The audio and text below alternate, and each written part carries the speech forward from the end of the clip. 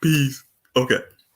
I had myself on mute, but here we go. Peace, everyone. This is Show and Prove, and our new series, and I'm Achi El Karar. You know what I'm talking about? And here we are. We're back again, man. We are back. And on this segment, we're talking about, the Belgian colonization of the Congo. How we got here. If you've listened to previous um, podcasts from Chief, he had a conversation with a person, and he basically was, retelling the story, and he asked or requested me to talk about British colonization of India, and then the the Belgian colonization of the Congo. So here we are. I got tagged in. I wasn't there for the conversation, but I got tagged in. So here we are. You know what I'm talking about. But peace, sovereign needs, and peace, alien. But alien. Oh, alien. So. So that's how we got here, and in this segment we're talking about the Belgian colonization of the Congo, which is a very interesting story, and whatnot. You know what I'm talking about? So that's what we on. That's what we gonna get into. Switch that for sure. Like Socrates just said, I'm honest to Chief, and the big ups to our new family, you know what I'm talking about? But yeah, so here we go. Let's go here. Okay, so, man, as you can see, I had sounds, but, can't play those. But here we go. We still on the PowerPoint, you know what I'm talking about? But yeah, okay. So, to start off with, I wanted to show the previous flags for the area known as, the Congo, or the Democratic Republic of the Congo, right? And so, you could see where which each flag was used, and in the timeline, So, that's what this is.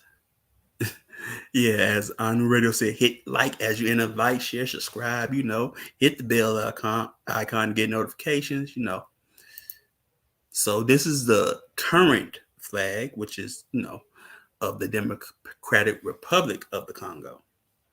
Now, I will say this, that there are two Congos. There's the Democratic Republic of the Congo, and there's the Republic of the Congo. Or you could say there's Congo Kinshasa, which is DRC, or Democratic Republic of the Congo, and then there's Congo Brazzaville, which is the Republic of the Congo, which is right next to each other. Actually, the capitals are right over the river from each other. It's very interesting. I kind of like that, But yeah. So this is the current president, Felix Tshisekedi. I figure I'd throw that in there so because some people don't know that basic, information, But also, when it comes to Felix Tshisekedi, check out, if you ever had time, check out his father, Etienne Tshisekedi. He was an opposition leader during the first stages of independence to Mobutu and Kabila and all of that, man. I mean, it's interesting, I would say, learning a little bit about him, what's that's like to be in opposition of, the ruling, we just say the ruling party, you know what I'm talking about. That's very do these colors combination represent Belgian colonization? If on the radio, if the Belgian flag, I would say no. But it it in a sense it could also go through the stages of its own independence. Um, Now, if that's the case, you would have red, um, red, yellow, and black because those are the colors of the Belgian flag. Well, you just have red and yellow. You know what I'm talking about. Um, but I can't. I can't really tell you what um what another country's uh symbolism in that sense is. I would say no. You know, um, based on its history. You know, especially like if you let me go back. Um, like if you look, um, even though we're going to like if you look at the flag of Zaire, that was highly opposed to its Belgian colonization. You know what I'm talking about? So now that we got that, um, now we're gonna talk about the Bantu, right? Now this comes from the word Abantu, meaning people, and it's basically a generalization term or word used for a group of people who share a commonality in language. You know, that they speak and also customs. You know, um, Now it's believed that they originated in, or these group of people, or these tribes um, originated in from West Africa, and they expanded all over southern central migration. The southern central region of Africa, and this wave of people lasted basically from 2000 BCE to 1500 BCE. Um, I will say, when it comes to language groups, you know, this is sort of a commonality in a sense, with humanity. An example, well, more than one example, I would say a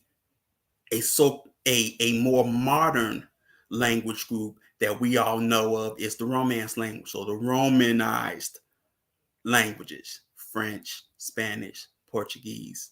They all have have a common Roman Latin dialect.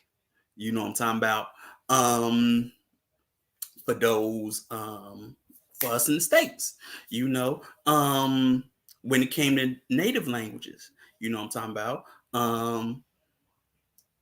Like from the east, they have the natives had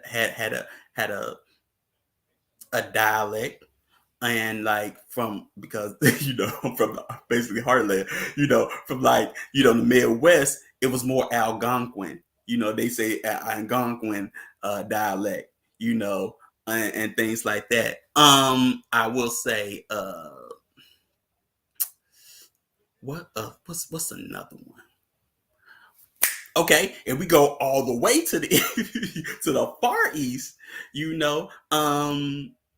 China, the principal language is Mandarin. But if you go to the southern part of China, and you listen like people that speak Cantonese, they have a language dialect that resembles basically, Southeast, those languages spoken in the Southeast Asia. You know what I'm talking about? If you listen, you be like, ain't that the same word? Or like there are some words, like if you ever listen to Korean and Japanese, they both sound the same. With certain words, you'd be like, where they get that from? Things like that. So it's commonality, but also I would say when it comes to the Bantu region, if you ever watched or listened to Dr. John talk about the Zulu migration, it sort of speaks to this, because also when the Bantus came, they met a people called the Khoisan, or as Dr. John said, Koshan, you know, and then he says Koshan San, you know, but they also met the, you know, that was also in like the southeastern region, the Khoisan, you know what I'm saying? But it's very it's a very interesting um or history that he tells of it, which I've always liked when I listen to him talk about it. And then I put two and two, oh, he talking about that, because if you ever listen to Zulu or Xhosa or things like that, they all have a Bantu dialect. If you literally pay attention, you know what I'm talking about. They all have a Bantu dialect. So this is a map of the Bantu migration, you know, and you can see a lot of familiar places, you know, of where they went. You know what I'm talking about. So I wanted to show that.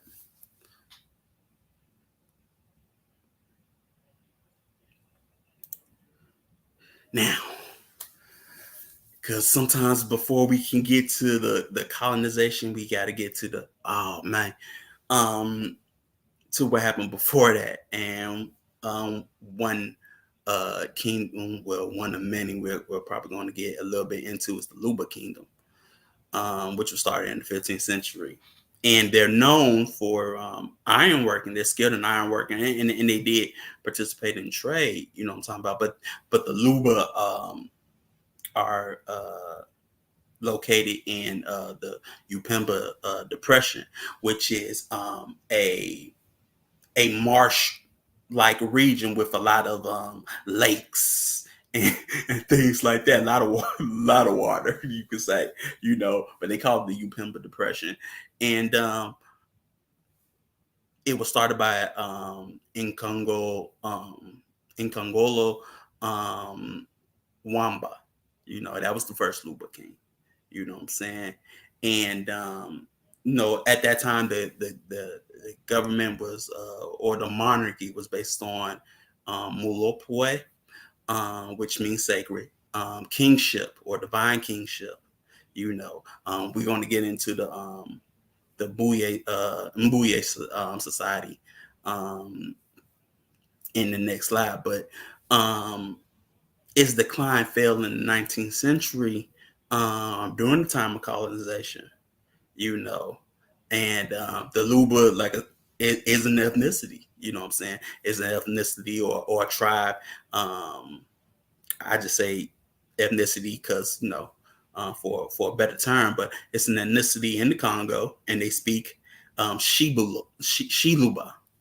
And man, I had sounds so you could just hear Shiluba, well, Luba songs in their own, you know, in their own dialect and things like that. But I guess it ain't gonna pick it up because of PowerPoint.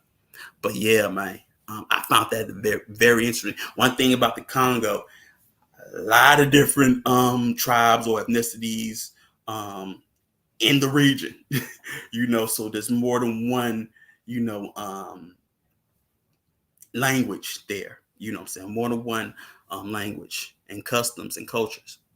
Um, so the Embodia, um, these were advisors to the king, but they also is said to be a secret society, so not much is known about them. But they used memory devices called Lucasas, right? And these were basically, you know, oral historians. You know what I'm talking about? And basically, you know, they're the living memory of their people. You know what I'm talking about? And they were charged with being the cultural memory of, you know, their state, or, you know, of their people. You know, and I like it too. You know, the scholars that, you know, influenced me, you know what I'm talking about, and how they, you know, knew so much, you know what I'm saying, and they had such good memories. Like Dr. John had a good memory, you know what I'm talking about, and even when, you know, his eyesight left him, you know what I'm talking about, you know, and it always looked like his eyes was closed, you know what I'm talking about. He could still, was still sharp with his memory. And I would say the same thing with Chancellor Williams, even when, that was sort of like the main thing. Both of their eyesight left them, but they were real sharp with memory. And that just goes to show you how important memory was, and how important oral history was, and how much you had to use your memory to tell the story of your people, or the cultural, or keep the cultural norms and statues of your people. You know what I'm talking about? So like, this is like my favorite part, because like, oh, memory and history, you know what I'm talking about, and being that, and carrying on that tradition, and it being a closed societal system, I would say, you know what I'm saying, where it wasn't for everybody. you know and to this day, there's not much known, I would say, from a European standpoint, or from a Western standpoint, not much is known about them. But that don't mean don't nobody know. They just ain't telling. They ain't snitching. You know what I'm talking about? So yeah. Okay. Elunga and Billy Kilue, right? He's important to the Luba Kingdom. So now, Elunga and Billy Kilue. Now, he's said to be a hunter or a prince, because remember, this is more tradition. And what happens is, he meets in Congolo, and he helps him expand his empire. And in so doing that, he's able to marry Nkongolo's two sisters, right? But because of his popularity, and fame, he fell out of favor with Nkongolo, and he had to leave Luba Kingdom for, because Nkongolo was putting a hit out on him, and things like that. He was putting, trying to kill him. So he left, Luba Kingdom. But he was found by one of his sons, which is Kalala, but he had two sons. Which we're going to get into, Kalala and Chimbinda,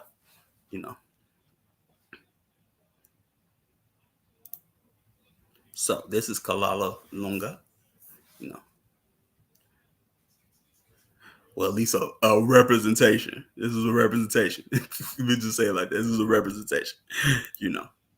But Kalala Lunga, he was born in the 17th century, and like I say, he's the son of Mbeli. But his brother is Chibinda Lunga, right? Um, he's raised in the Luba Kingdom, but at one point he does find his father and talks to him, you know what I'm saying? But he's important because he basically established the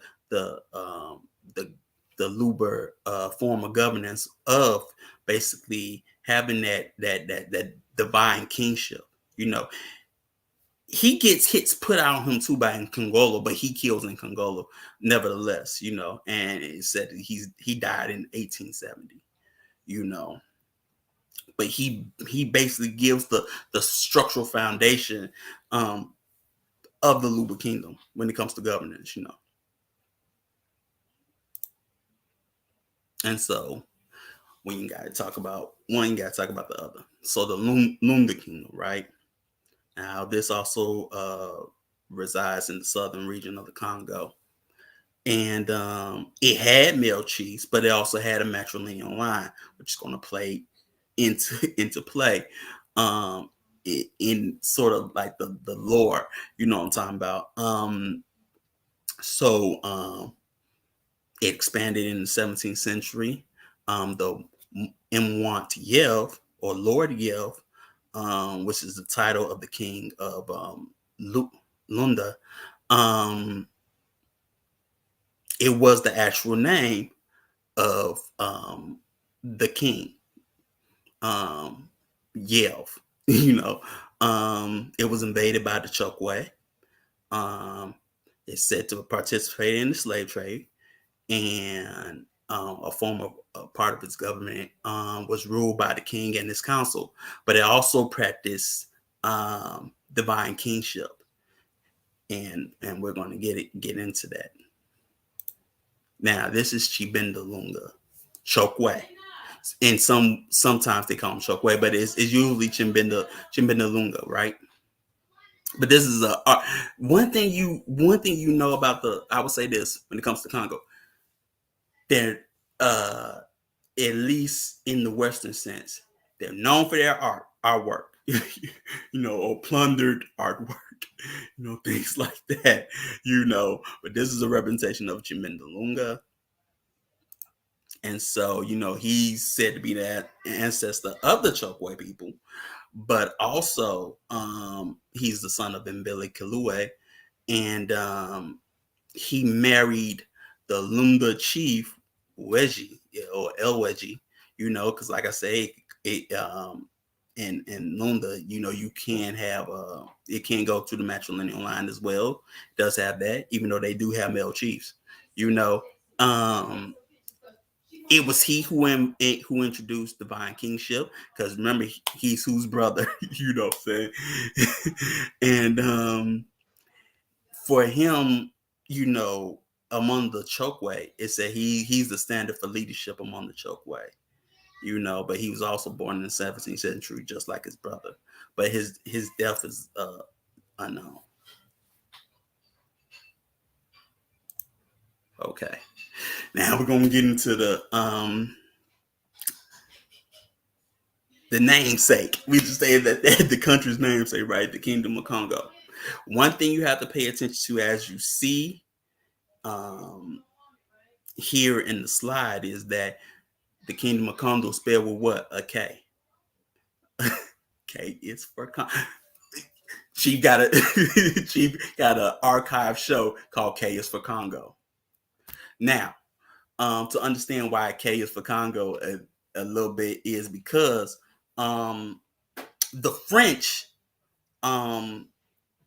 basically didn't adopt the K into basically their alphabet. Should be until it should be the 18th century or the 17th. I forget. Yeah. 18. Yeah. It should be the 18th or the 17th. So for them, they would spell Congo with a C, and you still see that done today. But the actual Kingdom of Congo spells it with a what? K. But because of, and there's a form of colonialism in a sense, you still spell it with a C when the actual kingdom spell it with what? A K, in a sense. But yeah. So I will say that. So here's a picture of the Congo Empire. And as you can see, it sort of expands through more than one country,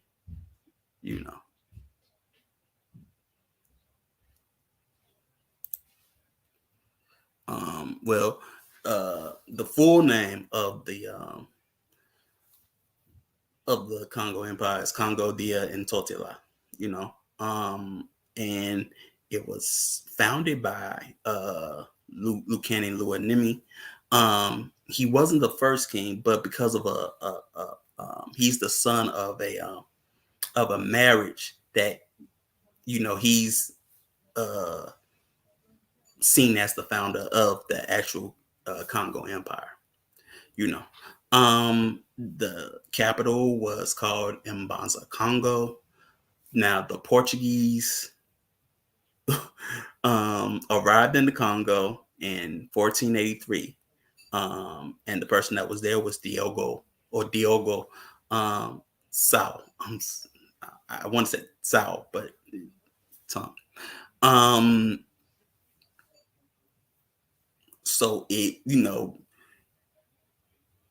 many explorers, especially when it comes to Portuguese, Portugal, you're gonna see they have a lot of firsts, especially when it comes to, this part of the region. You know what I'm talking about? Peace off the G, South the country, but the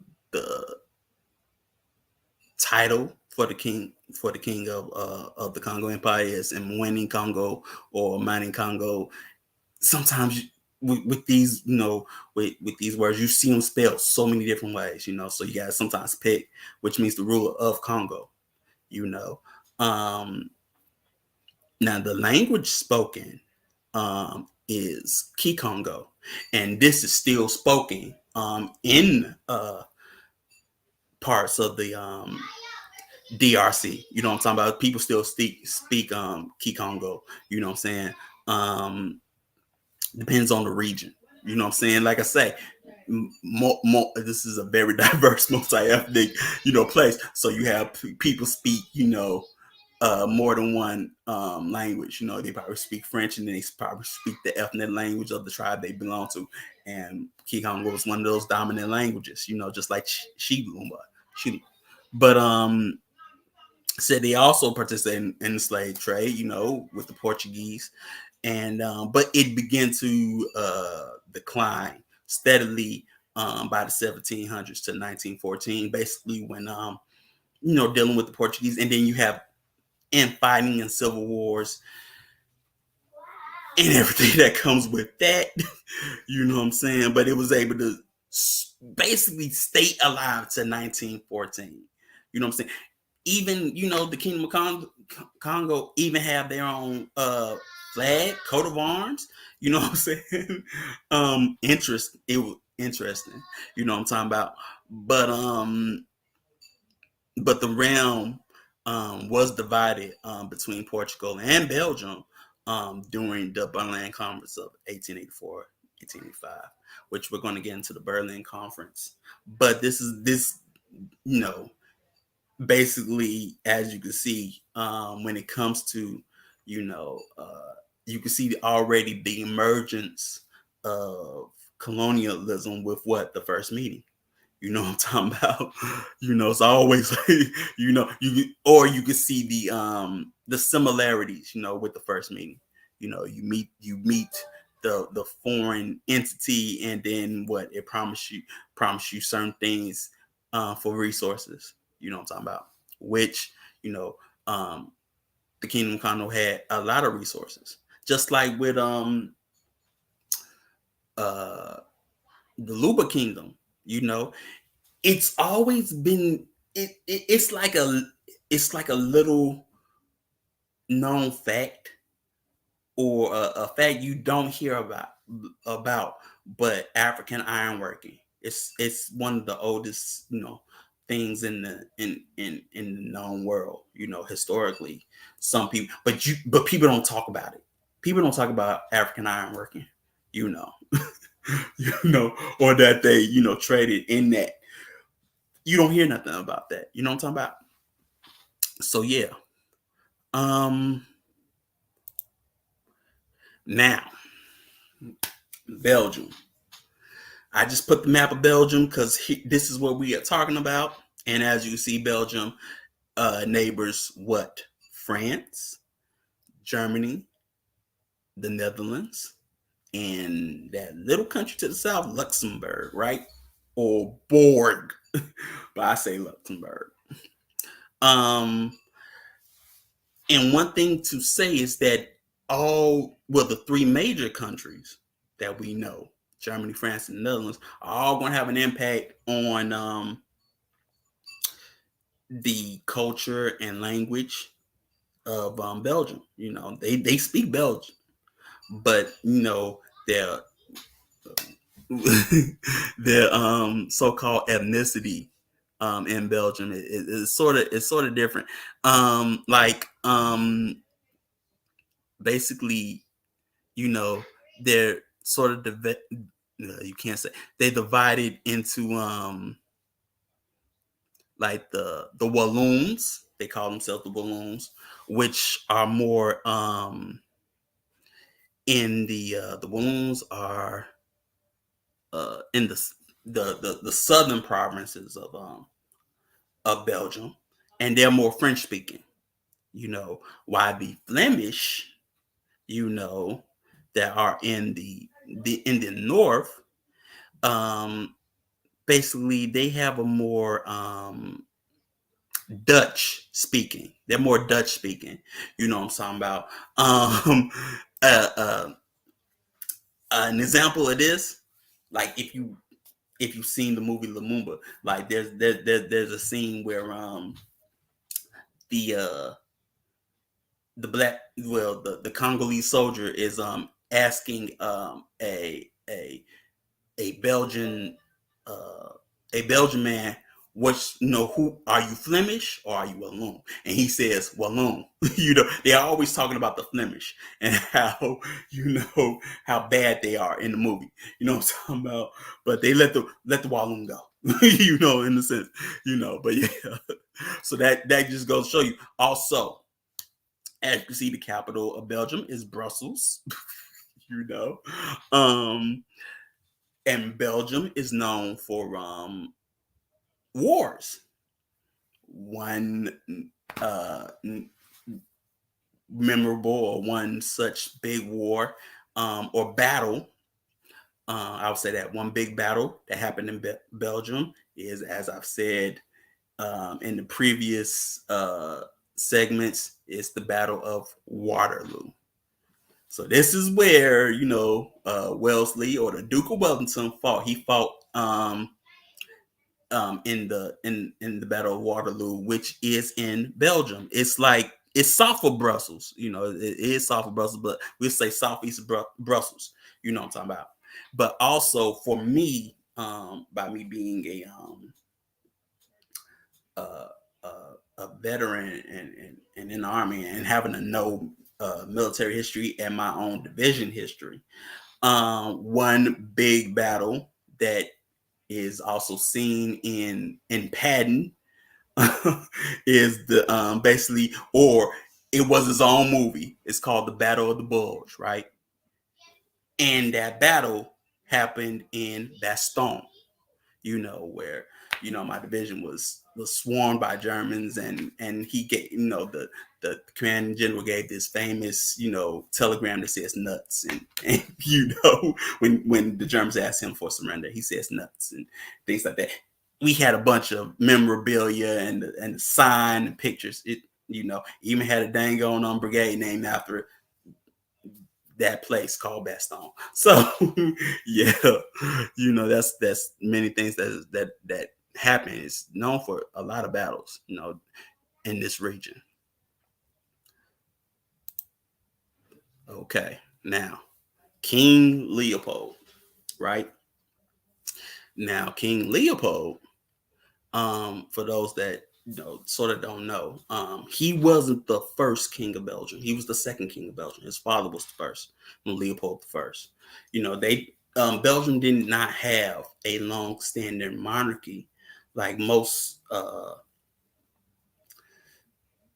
European countries. They didn't have a long-standing monarchy. Their monarchy was at this time fairly new, like I said, which was started by his father, and he was the king of Belgium basically from 1865 to 1909. And one thing you have to know is that he had he had big plans. You know what I'm talking about? He had big plans. He wanted to make Belgium into an empire, and he wanted. Another thing you need to know is that he was the cousin to Queen Victoria. That was, King Leopold was a cousin. So he wanted to be like his cousin, his big cousin. He wanted to be like his big cousin and have empire. He had empire dreams. Like most people, he had empire dreams, and he basically wanted to create will take natural resources from the African continent and bring it back to Brussels and make them rich, but make themselves rich too. Make himself rich too. You know what I'm talking about. But he wanted to develop his own little country and have empire, And one thing that helped him is he basically had, certain people work for him to explore the Congo River and basically the Congo region. Because you have to understand something, that where the Congo is situated that's what we know as the Dark Continent. Nobody really went there, for a very long. Nobody went there, and if you went there, you didn't come out. But by this time, now people was exploring that type of region. They were exploring that. You know what I'm talking about, and he basically helped fund that. You know what I'm talking about. And also he basically is one of the forerunners for what was called the Scramble for Africa. You know what I'm talking about? Because of his dreams of empire, because he wanted to have a piece of the pie in Africa, and he wanted Belgium to have a standard empire. It became a scramble of empires again, with other kingdoms and as well. You know what I'm talking about? So, this is Henry Morton Stanley. This guy, we sort of know if you're old enough, if you're older than me, if you're older than me, you've always heard the saying, Dr. Livingston, I presume, in probably some movie, some cartoon, and things like that. This is the guy that says it. And he's a very interesting character because he does a lot of, well, how can I explain this? He's from Britain, right? He's Welsh, but they say he's an American. Well, he's an American. He's an immigrant, but he didn't get his citizenship to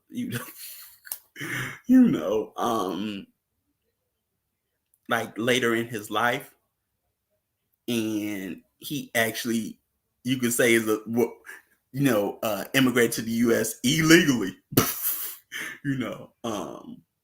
And he came through where New Orleans, but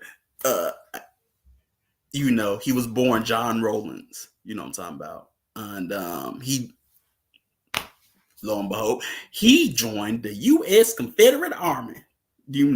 He fought for the Confederacy.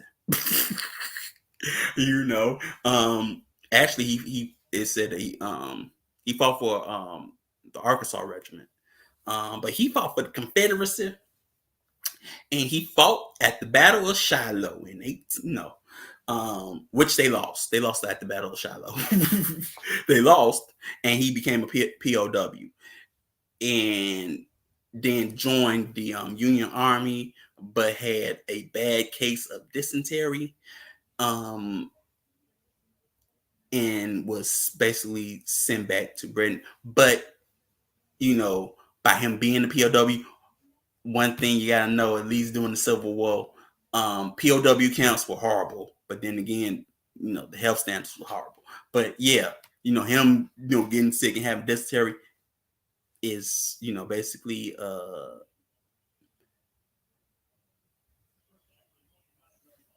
not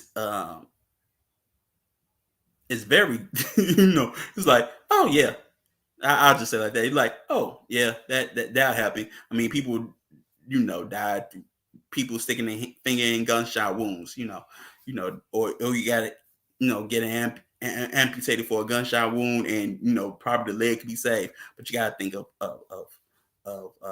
medicine back then. You know what I'm talking about?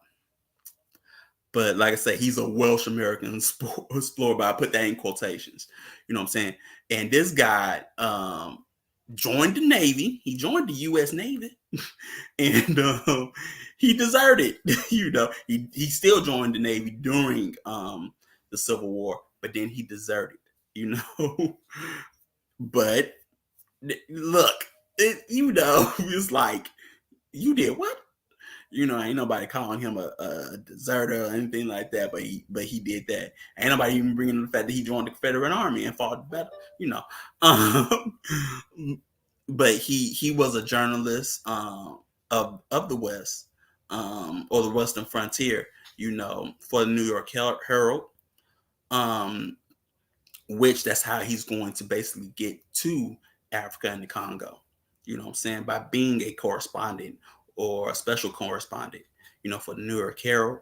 He's knighted in 1899.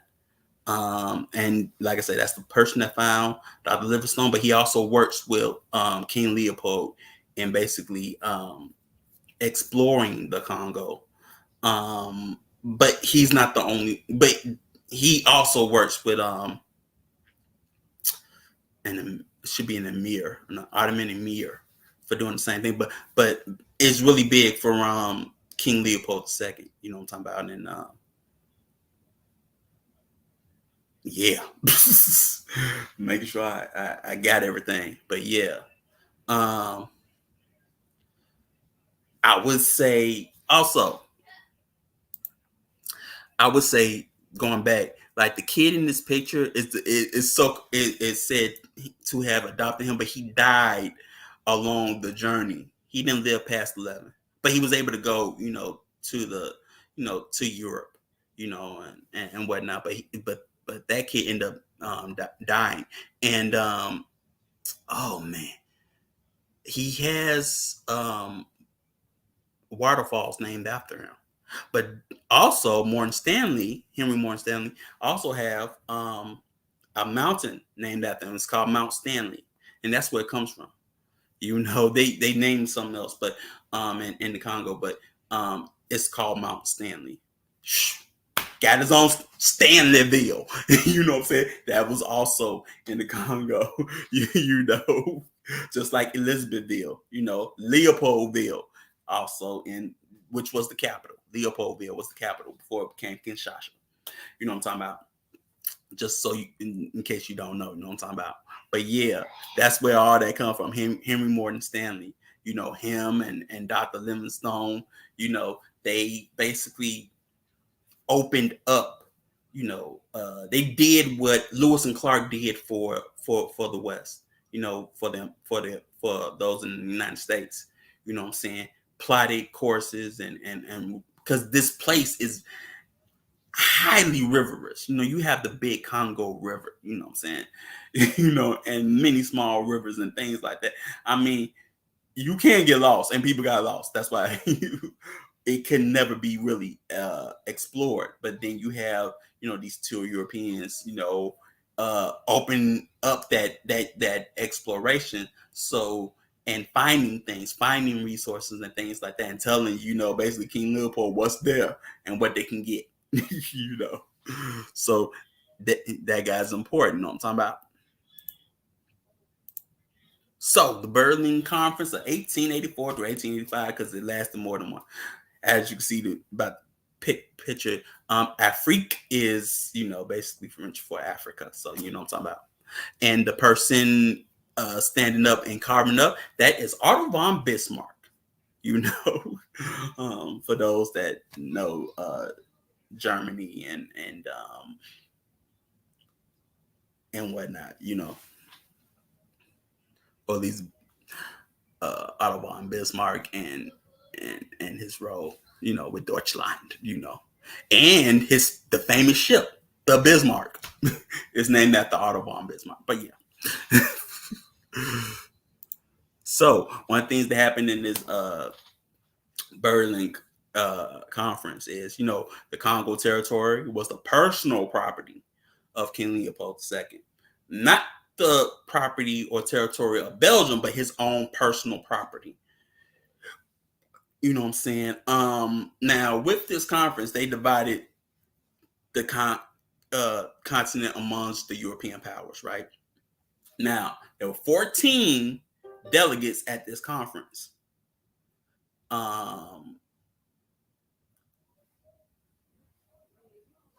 amongst the European powers.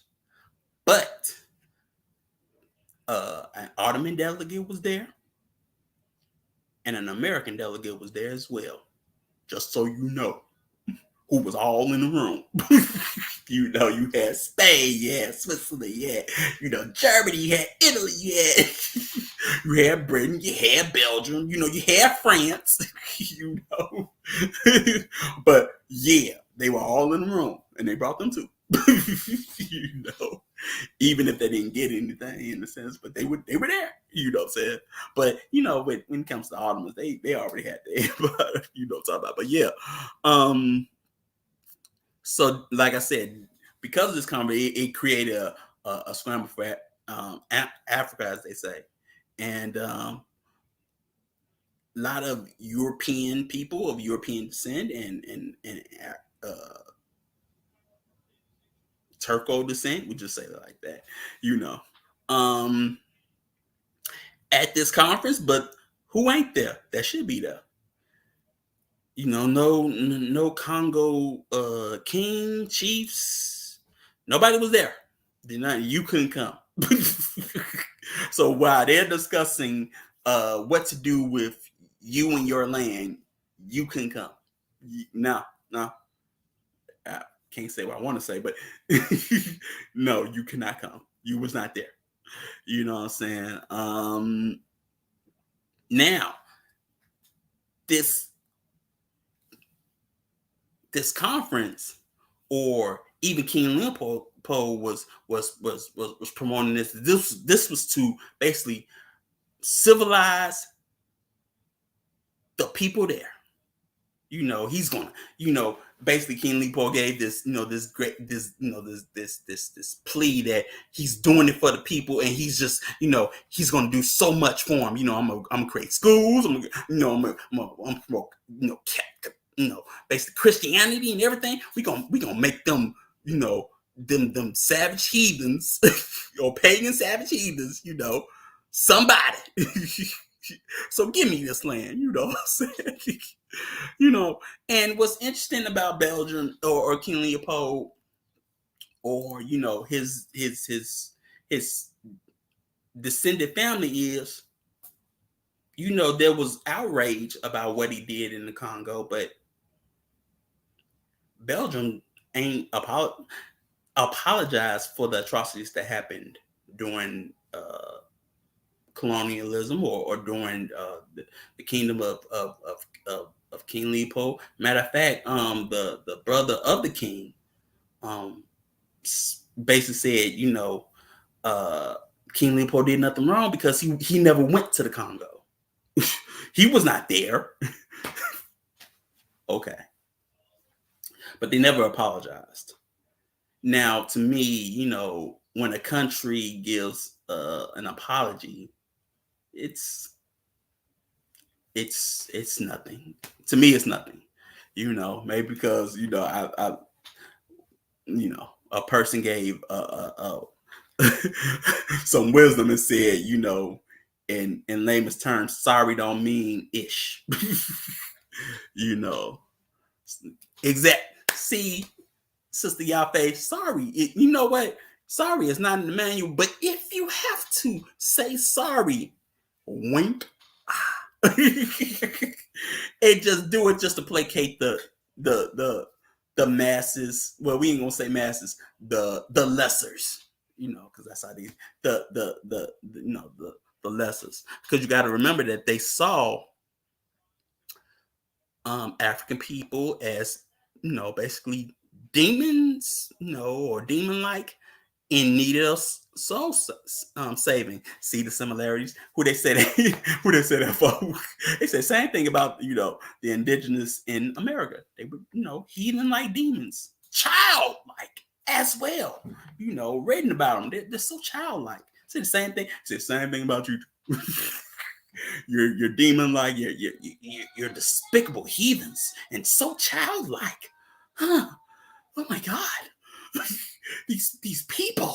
But yes, that's how they talk about you. So you needed your soul saved. Blood Jesus. But yeah.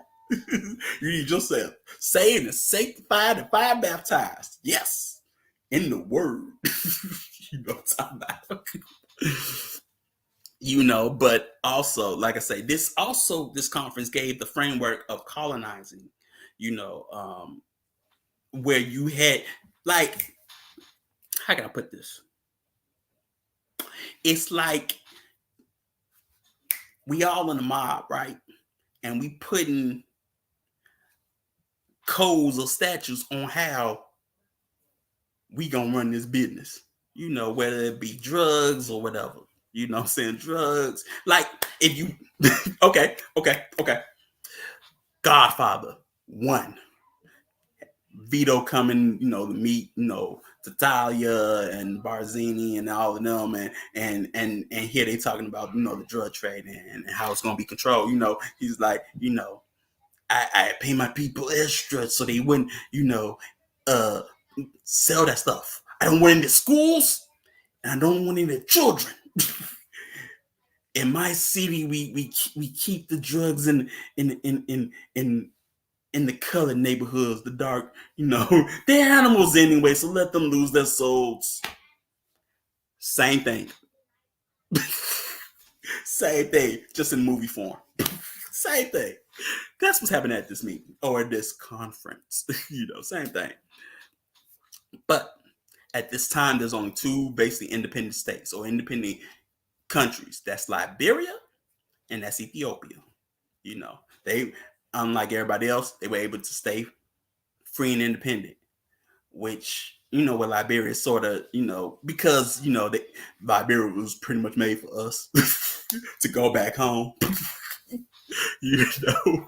for us to go back home. But yeah, those are only 2 free independent states. But the framework was like you had to get the signature of the chief or the king, even if he didn't know what he was signing, and make it legal. Make this colonialization thing legal.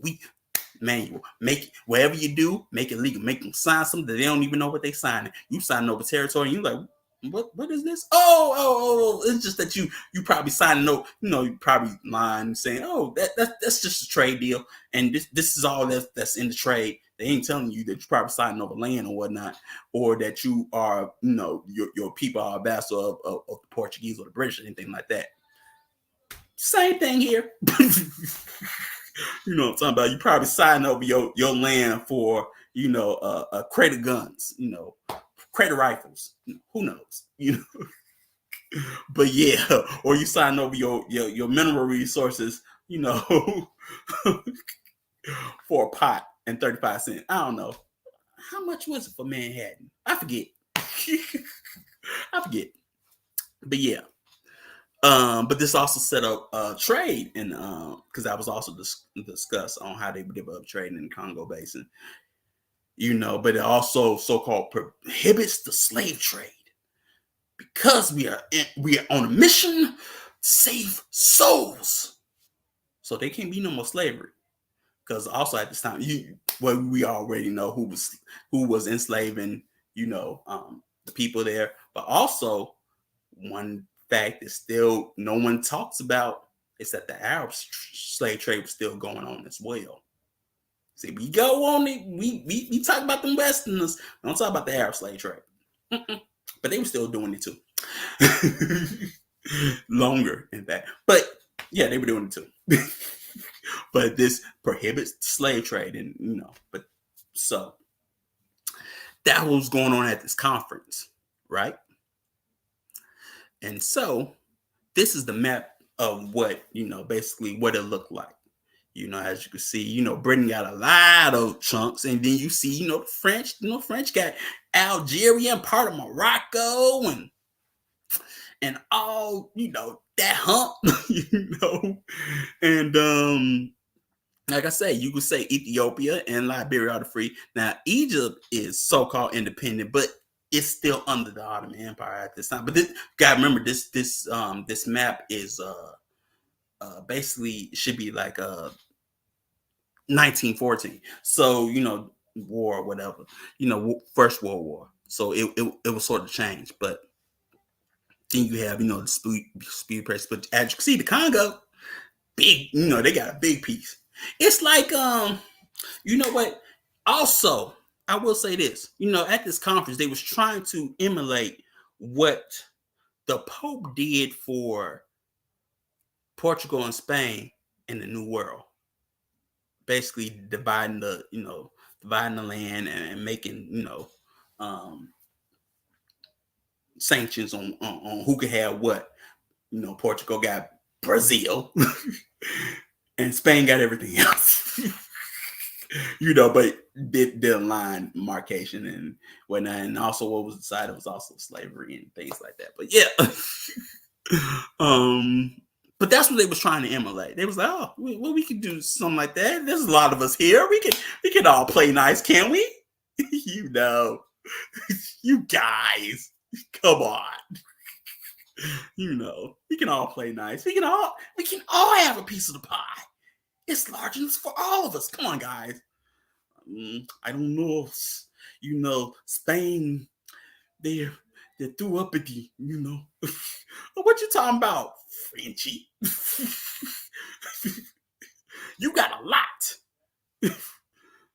I don't know why you talking about empire and the we must have, we must have our own, but yeah, everybody had something to say, but yeah, they all divvied it up, as you can see, but yeah, man. So yeah, that is Colombia, colonial rule, So yeah, they didn't all have the name and things like that, but as you can see, the Portuguese got Angola and sure. Oh yeah, Mozambique. And you can see British got where Nigeria, they got the Gold Coast. Oh yeah, French got parts of Senegal, and Algeria, which is going to have its own revolution. And who's going to be there? France Fanon, wretched earth, I would say, what's the Germans? Germany also, it's not on here. I was looking for it, but yeah. So everybody got a piece of pie, even the Italians. So yeah. Okay. Prophet Simon of the Congo. I just came up with that. You know what I'm talking about? But yeah. Now, Simon Bongo, right? Now, from he lived from 1887 to 1951. And he's the founder of the Kimbongoist Church, or the Nguzism or Kimbongoism. He basically was a prophet, and it's said that he was able to raise the sick and heal the sick and raise the dead. and he spent a lot of time as a youth, in seminary. So that's where that comes from, because in the Congo, one of the big, I would say the main religion there is Roman Catholicism, or Catholicism, but Roman Catholicism, because, but he prophesied the liberation of the Congo and the African continent. They called him Nguza, which is prophet, which his name means prophet. And he was opposed by the Catholic Church and the Belgian Authority for preaching. You know what I'm saying? But like I say, his prophecy is long. There's a part where he said that the black would turn, black people turn white and white people turn black. You know what I'm talking about? And he talked about, the independence of the Congo. And he talked about it would go through more than one independence. And then he talked about how, through the independence of the Congo, all of Africa would be free. You know what I'm talking about? But that's just a little bit of it, But yeah. His Kimbongoist church was officially recognized in 1959 after his death. Now he was arrested in 1921, and he died in prison. They kept him there. They captured him once, and then he got away, and then they basically captured him again, and he just willingly got arrested. He turned himself in, and that was the second time, and then they just kept him there till he died in 1951. You know what I'm saying? And but the founding or head church is located in Nkamba, which is where he's from. He's from Nkamba in the Congo. So, evolue. Now, that basically means evolved. And with that, that's what you call a person in the Congo that had assimilated to the dominant European culture or the Belgian culture, but European culture in general. They was Christian, they were French. They had French names. They were baptized. They were able to go for higher education, and they had white collar office jobs and things like that. And basically they were the growing assimilated middle class. That's what they were building for the Evolute way.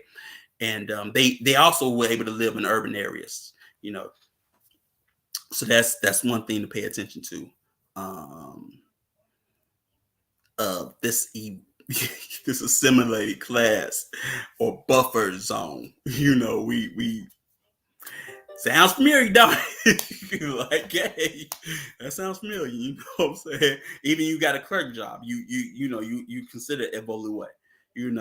Um, but yeah, that buffer class is never late.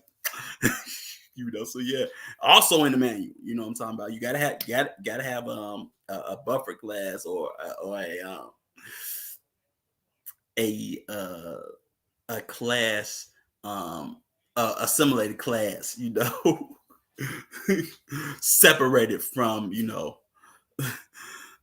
those of the same people of that you're colonizing. Say it like that. you know so many. Oh man, we could talk about that. Oh man, we gonna talk about that. Yeah, but later. That's down the line. So here's a map of the mineral resources that's in certain provinces of the Congo. I put this map here just to show where certain resources was, because it sort of plays out as you pay attention. It plays out with certain provinces. You know what I'm talking about, especially in the South. We say it like that, especially in the South. You know what I'm talking about. Especially that copper. Because for Leopold, because he created so many atrocities. It said like an estimated 10 million people died, during his basically reign of the Congo, right? And one thing, what was big at that time was rubber, and that's what they had a lot of. And so, when these atrocities happen, one thing that if you ever seen any old pictures of those during those times, they have a lot of amputated limbs, because the reason why is because if you didn't make your basically your rubber quota, you was gonna get an amputated limb. They was gonna cut off your hand, your leg, whatever. So you're gonna see a lot of that. So many atrocities. A lot of people died. Like I say, millions of people died. Estimate 10, 15 million. Depending on what source you read. You know what I'm talking about. Casualties. And then if you also didn't make your quota, they would hold your wife or your woman hostage or your children hostage. So yeah, that's one thing. But then when they heard about his atrocities in Europe, they condemned him for it. And so by they gave the Congo over to the Belgian government. It wasn't his personal property no more. Just so you know. So basically, yeah, should be by like 1909, I think. They gave it over to the Belgian government. I almost forgot about it, but yeah, then it became a Belgian colony. You know, it was once the personal property of the king, but now it became a Belgian colony from that point, from that moment on. But it don't mean that it stopped being what it was made for. And more importantly, you know, those atrocities that he did during that time, other countries adopted, like Portugal and Germany, you know, with their own dang on territories that they had. You know what I'm talking about? So don't think, you know, it was just them. It's all, you know, they just have their own, you know, own way of doing things. You know what I'm talking about? So yes, you know. Now, okay, man, I wish you could hear, but the official Day of Independence is June 30th, 1960. The sound that I wanted to play was Independence Cha Cha, is known by Grand Kelly. Heard it in the movie and found out it was a real song. You know, Independence Cha Cha. You know, it's a nice little song. You know, it's cool to dance to. But yeah, you know, cool song. So, all right, the speech. So let me get this thing. Let me remove this and I'm gonna play the first video.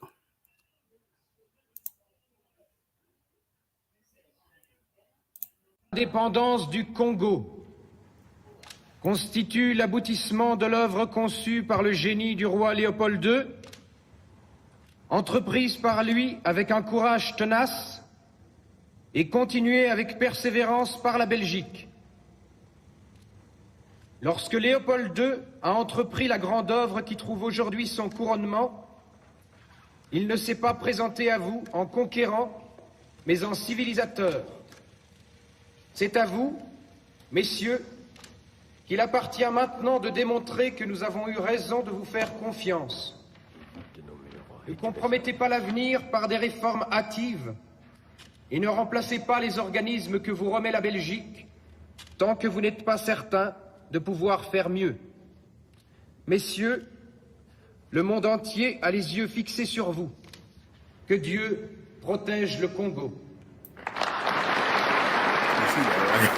He's already giving you instructions on what to do. You know what I'm saying? Or what not to do. But he also what? Praised the genius of what? King Leopold II. You know what I'm talking about? Mes chers compatriotes, au moment solennel où la République du Congo se présente au monde et à l'histoire, pleinement indépendante et souveraine. Patrice, c'est trop dangereux. Tu as corrigé ce que tu as voulu. Est-ce que tu sais vraiment ce que tu fais? Tu veux vraiment les prendre à contre-pied? Tu l'as entendu. Tu veux laisser ça sans réponse? Que vont retenir nos enfants de cette histoire? C'est ça qui répond. Eh bien, écoute-le. Écoute comment il répond. Sire, la présence de votre auguste majesté aux cérémonies de ce jour mémorable constitue un éclatant et nouveau témoignage de votre sollicitude pour toutes ces populations que vous avez aimées et protégées. Nous ne les décevrons pas. As you see, that's the president, Kazabubu, and that was his response. So, but yeah, it sort of plays out what really happened at that place. You know what I'm saying? Or at that time. If you've seen, you know, newsreels of it.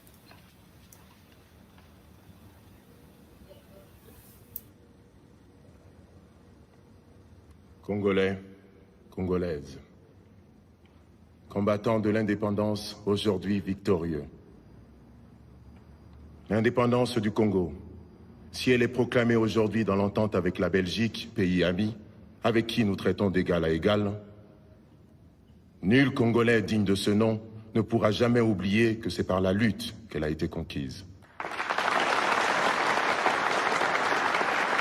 Une lutte dans laquelle nous n'avons ménagé ni nos forces, ni nos privations, ni nos souffrances, ni notre sang. Nous avons connu le travail harassant, exigé en échange de salaires de misère. Nous avons connu les ironies, les insultes, les coups que nous devions subir matin, midi et soir parce que nous étions des nègres. Qui oubliera les fusillades où périrent tant de nos frères, les cachots où furent brutalement jetés ceux qui avaient échappé aux balles des soldats dont les colonialistes avaient fait l'outil de leur domination. Tout cela, mes frères, nous en avons profondément souffert et nos blessures sont trop fraîches et trop douloureuses encore pour que nous puissions les chasser de notre mémoire. Tout cela, mes frères, nous vous le disons tout haut, tout cela est désormais fini.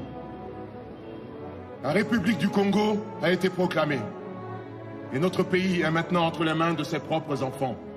Nous allons établir ensemble la justice sociale et assurer que les terres de notre patrie profitent véritablement à ses enfants. Voilà, sire.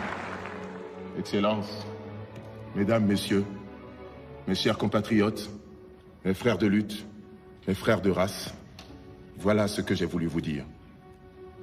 Vive l'indépendance de l'unité africaine, vive le Congo indépendant et souverain.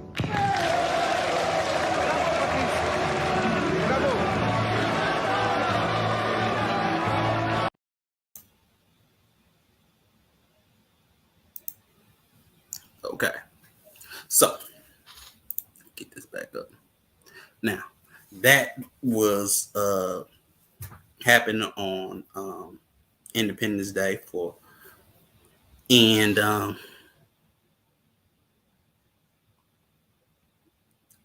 actually sovereignties. If you heard the speech, the actual speech is 10 to 12 minutes long. It's longer, but because you would need a actual transcript of the actual speech that Patrice did. I couldn't do it. I could do it. You know what I'm saying? But it's 10 minutes long. When he actually speaks on it. He speaks on it for a long time. And even in the audio, you can hear clapping, but you can also hear, boos and jeers from the Belgians. You know what I'm saying? That wasn't feeling it. Like if you actually seen that the actual reel or I want to say live reel, but that was taken at this time when when it happened. Even in the movie, as you can see, that's true. The king did go over, was talking to Kazabu and was like, basically, because apparently he was, Patrice wasn't supposed to speak. But if you actually seen it, he's listening to basically King Oban, and he's writing down notes. In real life, he's writing down notes as they're talking. He's writing down notes, and then he gets to speak. You know what I'm saying? And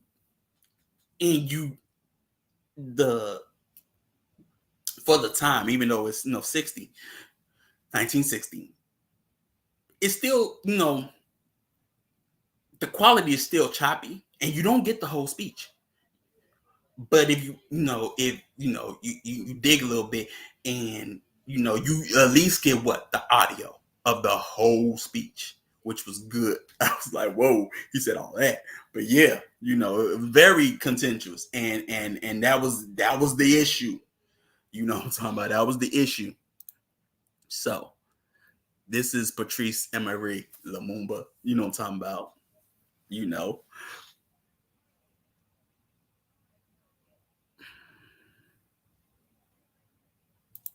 So he's the first prime minister of the independent Congo. And he helped found the Congolese national movement, which is MNC. In French it means MNC. But I'm Western, American in this sense. I can't, say French words very well, So, but I try, with the little French that I sort of knew from people, But You know, that was his political party. And he will be considered, like Patrice will be considered a nevertheless. You know what I'm talking about? Based on, you know, everything that he's done in his life. You know, he had formal education, you know, was able to work, you know, an office job, you know what I'm talking about? And, you know, able to go to higher education. You know what I'm saying? And one thing is known is that he went to the All African People's Conference in 1958 that was held by Kwame Nkrumah in Accra, Ghana. And as we know, Kwame Nkrumah, they'll say he was an African nationalist, but what it really was, he was a Pan-Africanist. And where did Kwame learn the Pan-Africanism from? He studied it, you know, here. He learned it here. New York, Harlem. Who did he study with? He even studied with, you know, Dr. John.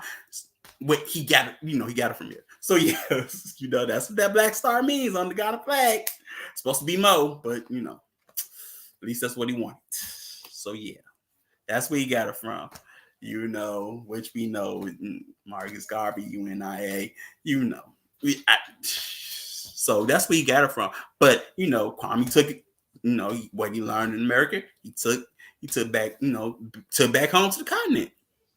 And you know, Lumumba was at this conference, and you know, he had a very, you know, Pan-Africanist or nationalist view point, you know what I'm talking about. And he was on prime minister for 3 months, you know, but he attended the independence roundtable in Belgium for the Congo, you know, in 1960. And in some sources, he's, you know, attributed to really forcing the Belgians' hand, you know, when it came to independence. Because when that conference went on, Patrice was arrested for so-called embezzlement. But, you know, basically the MNC was like, well, we're not going to continue this conference or round or discussion without Patrice. So they got him out of prison and brought him to Belgium. You know, he was arrested and assassinated by a firing squad. Now, order to understand this. Now, after this speech, what happens is that, well, one, you know, the Belgians, you know, ran the Force Publique, which is the Belgian army, or Congolese army at the time. And, you know, it was ran like most colonial, you know, armies, you know, Congolese, you know, enlisted, but Belgian officers, you know what I'm talking about, Belgian white officers, you know, black enlisted, white officers. So, what happened was that, you know, the Congolese, enlisted men, or the they mutinied, you know, against their Belgian officers, because what happened is that even though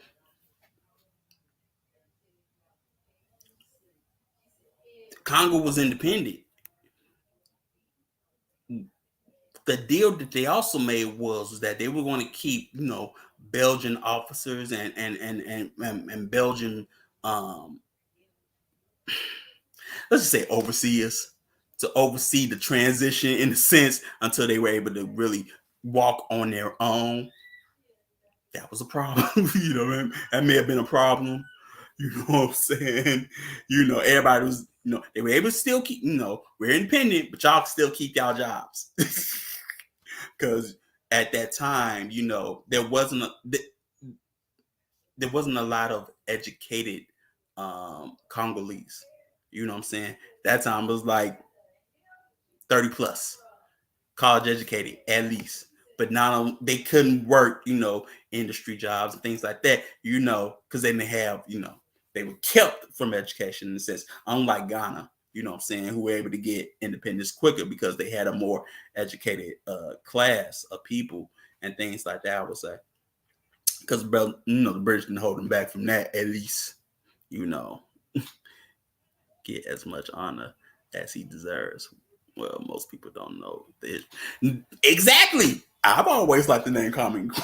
You know, homie, you know. I mean, hey, that's what W.E.B. Du Bois went. You know what I'm talking about? And you know, he don't get a lot of credit, but like I say, man, he had a dream. You know what I'm talking about? He wanted to see more, you know, African countries basically, you know, have that Pan African mindset, you know. But even though they got independence, you know, he, like I say, I want to see more stars on that flag. You know what I'm saying? That was, you know, to get the whole continent. He was trying to make a movement. To me, he was trying to make a movement for the whole continent. You know what I'm saying? But they don't give him a lot of credit, man. You know what I'm talking about? But they will talk about that white woman he married. Okay. But yeah, he don't get a lot of credit. But I mean, he transformed a crowd, and I mean, he did a lot, man. He did a lot with what he had, man. You know. So yeah, I but if you don't know, see, that's what goes for being a person of memory, man. You know what I'm talking about? And knowing all of that, you know what I'm talking about? If you don't know, you don't, you know, you ain't gonna be able to tell nobody or know what was there before. You know what I'm saying? So yeah, man. So the mutiny happened, right? Now, because of, you know, Lumumba's stance and his and his political views and things like that,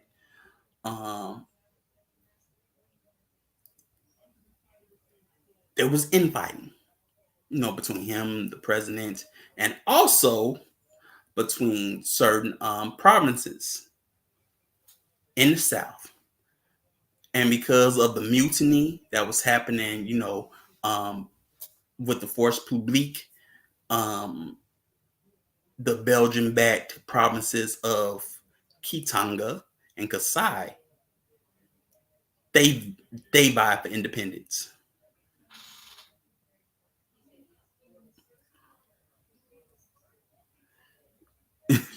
I just compared something. Exactly. Sorry. Exactly. You know, stay in the background. But yeah, yeah, she comported herself real nice. I don't got nothing to say. But yeah, well, those two states or provinces went independent. And there was just so much unrest, right? There was so much unrest. And so this is what Patrice does. He goes to America asking for help. Now, if you ever seen a documentary on this stuff, you have the alphabet boy, saying, at this time he just went there and asking for, demanded for this and that. He just didn't give a good impression to the Secretary of State. I don't know. That's what he say. I don't know what the guy said. I don't know what he was like. There's no movie reel or anything of that time. Or there's pictures, but there's no, or what he said, what he demanded behind closed doors. That's what they said. You don't really know. You don't really know what he said. But it is what it is. He went there looking for help. They told him no. So he goes to the UN.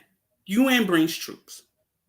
But the UN brings troops, but they're not helping the situation because, these soldiers are mutinying and they are killing basically Belgian citizens that live there and displace them. You know what I'm talking about? And so because of that, the Belgians come in, to stop things. But they ain't stopping nothing. It's anarchy. It's chaos. And so the UN is there. They're not doing nothing. And so Patrice, comes up with the idea, well, if they're not going to do anything, or if they're not going to stop the Belgians and stop and completely just stop everything, because the Belgians are coming in when they ain't supposed to, and they just causing problems and things like that. If they're not going to stop the instability, I'll go to the Russians. You know what I'm talking about?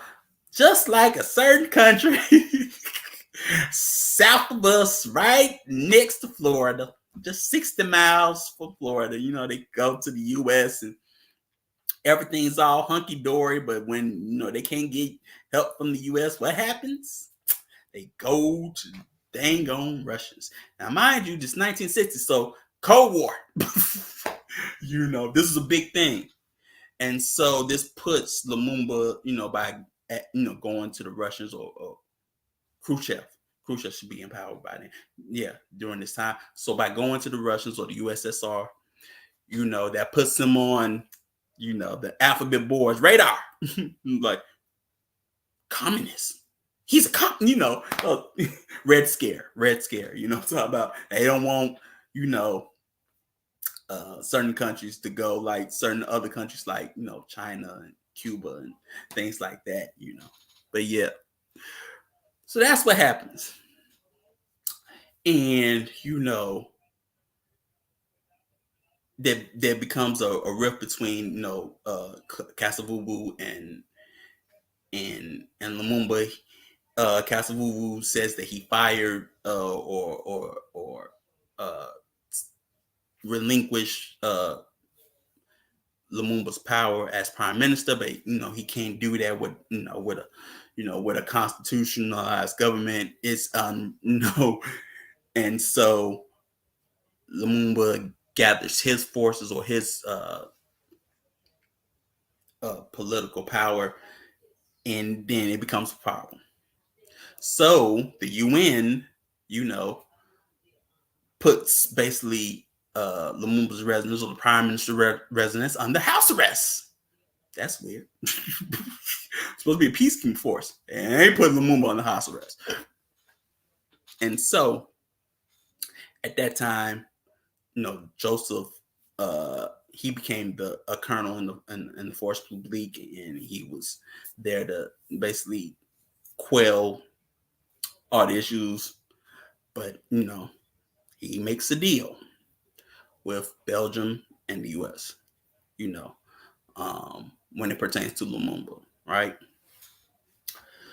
So, while Patrice is on house arrest, you know what I'm saying? His people get him out of house arrest from the UN, and then he goes on a run. And then he gets arrested by Mobutu's forces, or Joseph's forces at that time. And they arrest him and send him to where? Katanga and Kasai. Well, they send him to Katanga with Shambe and them. And that's where he dies, right? That's where he gets assassinated, which we're going to talk about further into. But I just found that interesting because at the time, when I didn't know that it was basically Mobutu that captured him. I always thought, oh, he got captured by, Katanga and them. They found him, I didn't know it was, basically Mobutu that did it. So, gonna play another clip.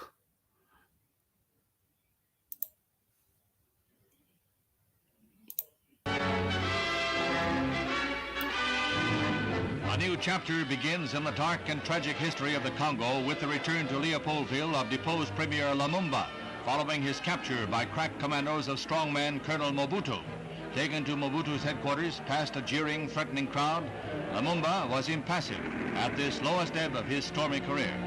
Mobutu watched as his troops manhandled Lumumba, but promised the pro-red Lumumba a fair trial on charges of inciting the army to rebellion. Lumumba was removed to an army prison outside the capital as his supporters in Stanleyville seized control of Oriental province and threatened a return of disorder. Before that, Lumumba suffered more indignities, including being forced to eat a speech, which he restated his claim to be the Congo's rightful premier. Even in bonds, Lumumba remains a dangerous prisoner, storm center of savage loyalties and equally savage opposition.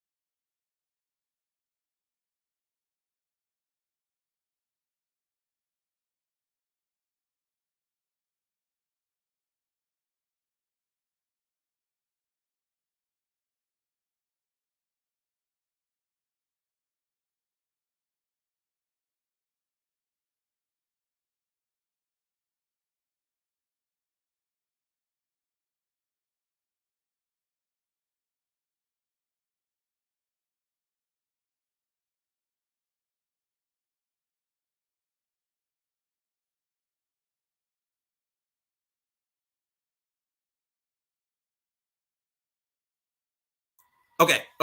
Sorry about that. What happened was yeah. What I said was that like I told you, he basically he was arrested and assassinated, right?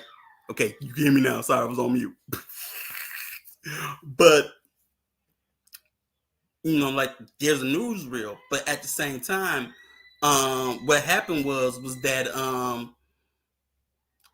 one person that spoke out about this was Malcolm X, right? This is what he was talking about, when it came to Lumumba's assassination, and chicken comes on some rules when it came to President Kennedy, right?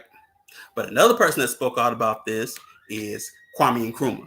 He actually spoke against this when it came to the UN, and it's a long speech that he gives, but he basically shames the UN for not, and how their involvement or how they dealt with this. You know what I'm talking about? Yeah, I know, but that's what I'm going over it. Since the so that's why I was saying that two people spoke out about his assassination. Miss all that fear. It's the same thing, what I'm talking about. I mean, that's what happened. I didn't, but like I said, I didn't know that Mobutu was there. You know what I'm saying? As you can see, I didn't know he was there. But this is basically, Patrice's number 2 man, and he ends up betraying him. You know what I'm talking about? But we gonna go into Mobutu in a minute. But I'm just saying that the two people that talked about this, or talked about, at least from Malcolm's standpoint, was the karma of President Kennedy was the assassination of Lumumba, because it was a Belgian and U.S. backed coup. The Alphabet Boys was there. The CIA was there. Matter of fact, the Belgians also this year, released records of the assassination of Lumumba. The Belgians just did that this year. You know what I'm saying? I can't tell you when they're gonna unlock the records for on the U.S. side, but they actually unlocked those records about Lumumba's assassination. You know what I'm talking about? So that's one thing. You know what I'm saying? But so yeah, it's a lot. But Patrice's assassination, he was only, like I say, he was only there for 3 months, and then he has all this stabilization. You know what I'm talking about? And he puts people, to help him out, and they end up betraying him. You know what I'm talking about? And this causes a problem. And this is one of the guys, Joseph Desiré Mobutu. You know what I'm saying? As you can see, who he with? JFK. Jack. Vote for Kennedy. If you ever heard that, Frankie talk about it. You know what I'm talking about? He says vote for Kennedy. You know what I'm talking about, with the rap hat. You know what I'm saying? So yeah.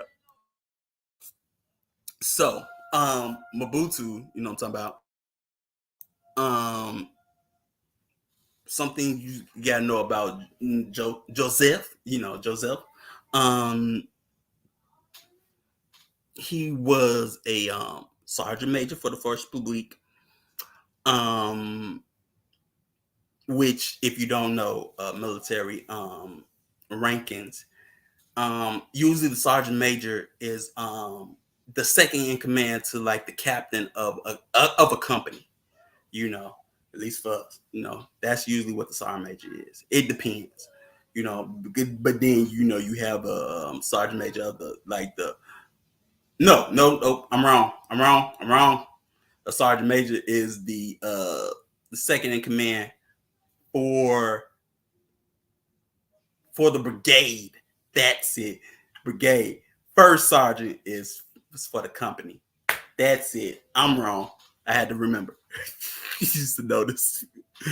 I had to remember. So, first sergeant, first sergeant, company, brigade, or brigade and higher, sergeant major. Whew. I almost forgot. But yeah, but he said be sorry, Major, for the force publique. At one point in time, he was a secretary for Lumumba. You know what I'm saying? Then he was appointed colonel by Lumumba for for the force publique of the Congo Army. You know, fact that I didn't know of him until it was said more than once was that he was a police informant, a Belgian police informant at one point in time. That means he's a snitch. He's snitching on he's snitching on folks. So let's not look.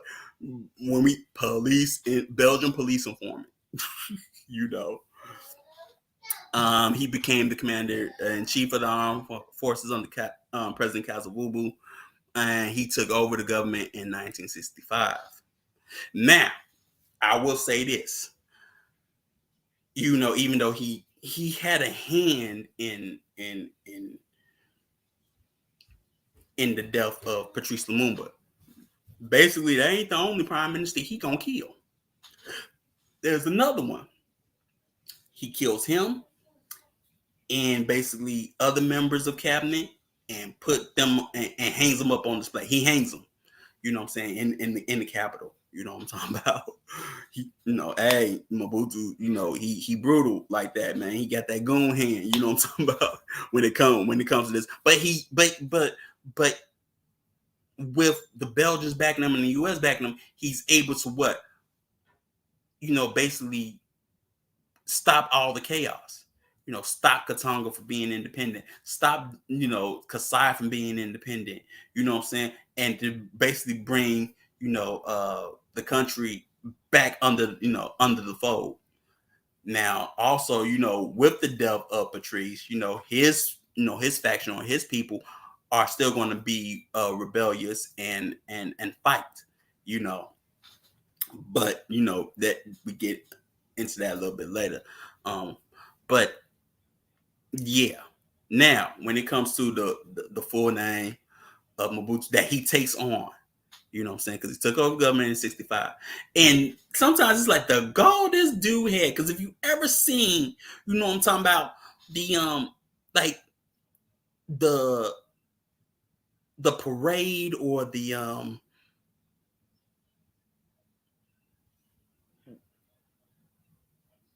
just say the parade or the festivities that he puts on in 1965 when he takes power, when he has pictures of him and Patrice. Like, you'll see that he had pictures of him and Patrice. Like, that's my homie, son. That's my homie. Him side by side. Him and Patrice. Like, he's carrying on the legacy of Patrice. And you grab as the British boys say, you grassed them up, son. You grassed them up. You snitched on them. But yeah, you know what I'm talking about. So, but his full name is, which we'll get into with the next slide, is the all-powerful warrior who, because of his endurance and the inflexible will to win, will go from conquest to conquest, leaving fire in his wake. Now, that's what all that means, because sometimes you only get Mobutu Sese Kuku, and it's longer. It's longer. But he's taken out of power in 97, by Laurent Kabila, But yeah, but one thing, but that's the full name, because they only, like I say, only give you, Mobutu Sese Sekou or Mobutu Sese Sekou Koku, but it's longer. It's really longer. Under whose instructions and authority? Both. You gotta understand something. Mobutu's making, he's making deals with both of them. They both getting something out of it. But more so, I would say to you, when it comes to Belgium, they have more of a role to play, because they felt snuffed, or the king felt snuffed, because of Lumumba and what he said. You know what I'm talking about? And this is what happened to Lumumba, was basically retribution for what he said. But yeah. But under whose instructions? Well, when it comes to us, it wasn't under Eisenhower. Mobutu was meeting, Eisenhower's people, but Eisenhower so it transferred from Eisenhower to Kennedy. But if you gonna ask me under whose story, like there's documents, it's like there's documents, but they probably ain't been released yet. Sometimes you gotta wait 50 years. I probably ain't old enough yet, to see who actually gave the order. Sorry, he's like, like they go, Prince Oberyn, Game of Thrones. Who gave you the order? But yeah, for sure. It was both of them, both governments, what I'm talking about. But yeah, one thing you got to respect about Mobutu, at least he knows how to drill, man. He knows how to drill. At least for that time, man. He was always, decked out, man. With his suits and his dress. You know what I'm talking about? But he creates, basically a one-party system, which is called the MMP. And he changes the country's name to Zaire, which is supposed to mean, the river that swallows all rivers. But it also has a Hebrew reference because Zaire in Hebrew means river. Weird, right? Interesting. That's very interesting. But he also creates a mindset or political mindset or social mindset of a culture called authenticity or authenticity. You know what I'm saying? Yeah, man, drip. No said. You know what I'm talking about? Because homie did have it. Look at him. Look at the homie. Leopard, caught to the side, suit in the booty. You cannot say the dude didn't have style. He did go out looking like something tacky. Where some leaders just want to wear their dang on army suit, this dude wearing suits, tailor-made suits, whatever. Some leaders want to wear, their ceremony military uniform. This guy's just decked out. Look at him. The homie's decked out. You know what I'm talking about? But yeah. But what authenticity was just basically bringing back that African mindset or that Congolese mindset. Taking off, the Belgian names and Christianity and all that, and going back to, your African mindset. Sounds like a good deal on paper. You know what I'm talking about? So from it, homie, like for real, Manad, he gets it. He does get it. You know what I'm talking about? Okay, so you said it. Yeah. The who gives you clues to trace, since in this case, there were no weapons with engraving written on. Yeah. But I would say this: the people that actually killed Lumumba were Belgians, and we're going to get into that a little bit later on. At least one of them. Well. They probably had a Katongan independence firing squad, but it was back, who was there were British police officers. So yeah. I mean, not British, but Belgian police officers. So yeah.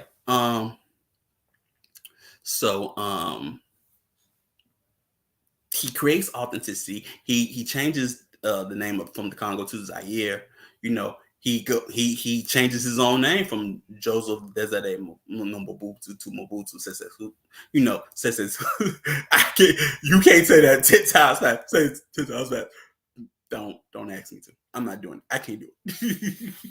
But Mobutu Sese Seku Koko. How you say that word? Mbindu Wazabanga. I can't say that 10 times fast. But yeah, he comes up with that. Like I say, the idea sounds good, to redo that. Because what they're doing, but in the 60s, that's what we're trying to do. Go back to the African mindset, rocking naturals and stuff, in the 60s and things like that. You got the Black Panther movement and things like that. Just sometimes with history, you have to know what your people is doing, at this time. So what we're doing is, say it loud, I'm back and I'm proud, having soul power, you know what I'm talking about, and things like that, So that's what's going on, in on both parts, from the continent and US, But some of y'all know that already. You lived it, some of y'all lived it, So one thing that happened in 1974 was that that rumble in the jungle, you know what I'm talking about, which he helped come up with, with Don King, he was able, Mobutu was big in sports, he would put money in sports. And one thing he put money in was the rumble in the jungle. For those that don't know, even like if you've seen more than one documentary, even the place that they had it at was said to been a staging ground for killing people, or those that objected to Mobutu and things like that,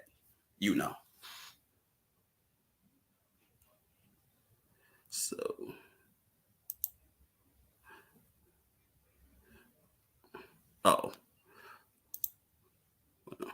Right now, we'd like this is the concert. You never see the concert, man. So I wanted to show a little bit of the concert. You know what I'm talking about? Because it's never shown. You know what I'm talking about? Like, man, they had people there, man. James, I mean, just play some of your own tunes. As you can see, he got the Godfather soul. Tunes. You know what I'm talking about? So we'll play some of your BB King was there. oldest but goodest. Oh man, my eyes lit up when I saw Celia. Don't Celia bury Cruz. me while I She yet was live. there. There's a connection. Then he said, well, play the best of James Brown. The slaves from the Congo. Fred smiled that were and I taken from the frowned. Congo, went to where? Cuba. He said, why are you frowning? I said, because I can't do that. Oh, Celia was there? The best of James Brown so yeah. is yet to come.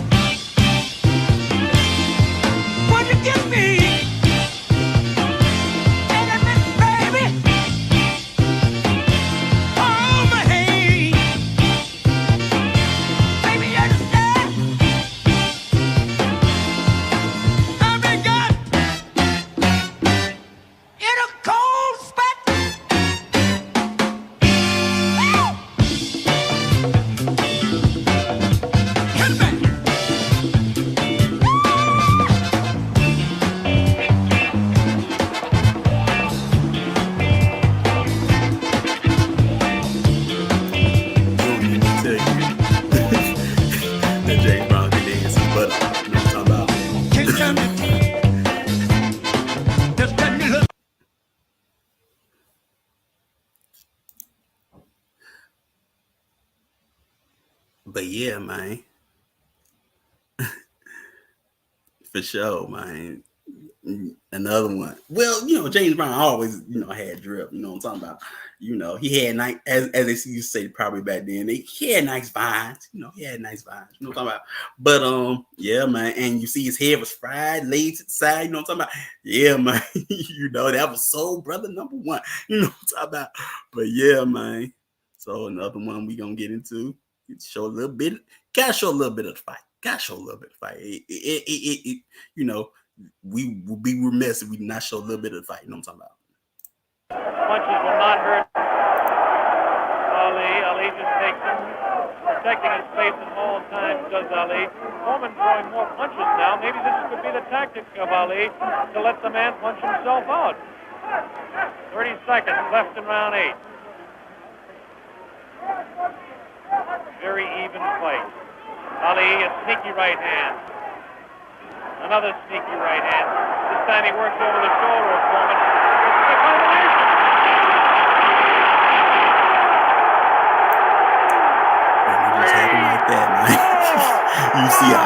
was talking trash on that rope though. You know what I'm saying? But then what happened in the 8th round? It's over. You know, and that Ali Boumaier, you know what I'm talking about? Yeah, man. You see Bundini up in there. Look like a fight about to break out. But, you got Don King up in there. He should be at the side. Yeah, man. You see everybody like just storming the ring. You know. This is the most joyous scene ever seen in the history of boxing. This is an incredible scene. Man, that's, the place is going wild. You want to talk about a memorable fight? I mean, to me, it seems like by a knockdown. Ali got a lot of memorable fights. Ali got a lot of what he predicted to me, and that's just one of them. You know, but here comes the replay. The scenes of Frazier the ring are and Ali. incredible. Oh man, those are classics. You know, this was classic too. You know, but he had a lot of memorable fights. He's been taking it easy, and suddenly, like legendary fights, and this is one of them. The Rumble. Watch it, and that was no phantom. That was no phantom punch. Yeah, as you see, let's replay that back. And he's down and out. And he's down. You know, and you got River Foreman was a guy that was saying, you know what I'm talking about, to was gonna beat Ali. He's gonna beat the mess out of him. Everybody thought, oh, it's gonna be Foreman. At least white people thought it's gonna be Foreman, just like, you know. But yeah, man. Hey, he was younger than Ali, had a more powerful punch, and he still won. You know what I'm talking about? But yeah, moving on. Now this is Laurent Desiree Kabila, who ends up taking over in '97 from Mobutu. Actually, he also listen. You know, he overthrew Mobutu in '97 with the help of Rwanda and Ugandan military basically a military coalition of military forces with his own, and he was a youth party leader that was allied with Lumumba's political party, which he's a member of the Luba tribe.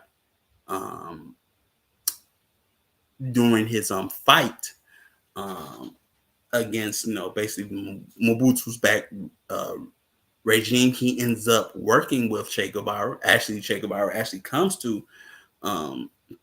the Congo, but he didn't have much good to say about Kabila. He didn't have much good to say about him, you know what I'm saying? Or he gave a strong critique or criticism of him, you know what I'm saying? And but he was one that militarily rebelled against Mobutu's rule, for a very long time. But he's killed by his child soldiers called the Kadogo, So he ends up becoming president only to be assassinated by his own child soldiers. Child soldiering, you see? And here's a timeline of the Democratic Republic of the Congo, just so you can see, after Kabila is assassinated, the presidency is taken on by his son, Joseph Kabila, until he, because there's a lot of destabilization. One thing, a lot of people taking money, they're taking money, this is a place with a lot of mineral resources, copper, rubber, a lot of mineral resources, but it falls into the, corrupted political hands, man. Just like Mobutu.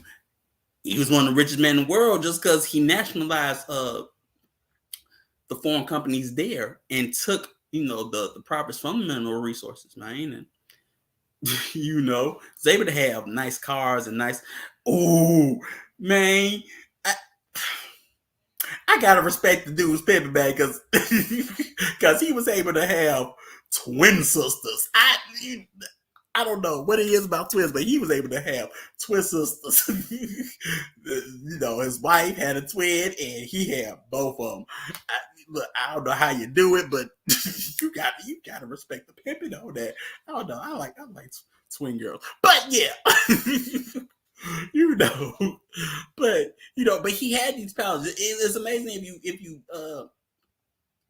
and now those places that he had are in ruins, But yeah, he replaces Mobutu, in '97, but also, Mobutu doesn't live long, for like 4 months because he has prostate cancer anyway, because that's what he dies from. He dies from prostate cancer, but Joseph, runs the country until 2019, till Felix comes, In 2019, Felix is elected. You know what I'm saying? But also Joseph also delves in corruption, which is also a problem. But that's timeline.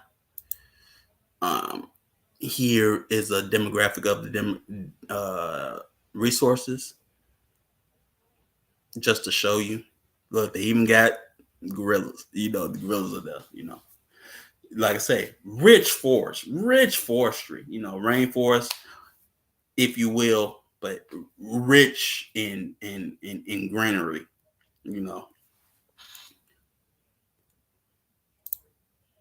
Okay. This is 2018, but these are the major export destinations of for the DRC. One you can see is China.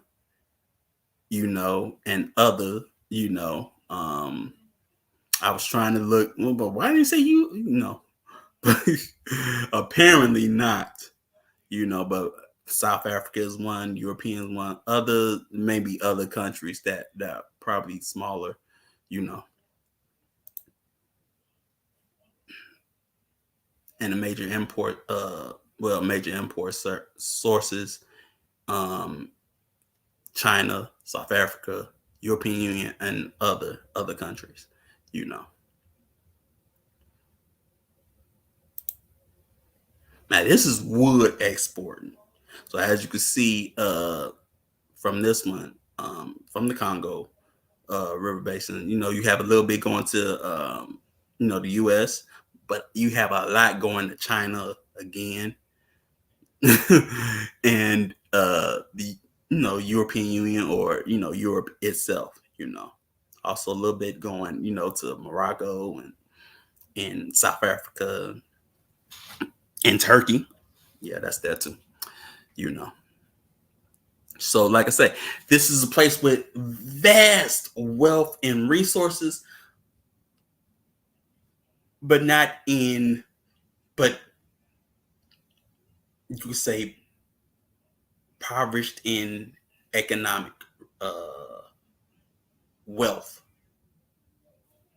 or possibly you could even say wealth sustainability and things of that nature. Wealth does not trickle down to the average citizen. I just probably say it like that. Even if you have all, oh my goodness, all the resource blessings you want to, you want to say, what I'm saying? But yeah, man. Okay, this is cobalt reserves, because cobalt is used for parts in your phone. So I wanted to show that, and as you can see, the DRC, has a vast wealth of cobalt reserves, or cobalt resources. Cobalt reserves, more than anybody on this list. Now, this is food insecurity, spikes, and as you can see, the Democratic Republic of Congo has a high food insecurity. Now, understand what that means. It's basically, food insecurity is basically a lack of consistent access to food for a healthy person, or for an active healthy person, due to lack of financial resources, or available financial resources. You know what I'm saying?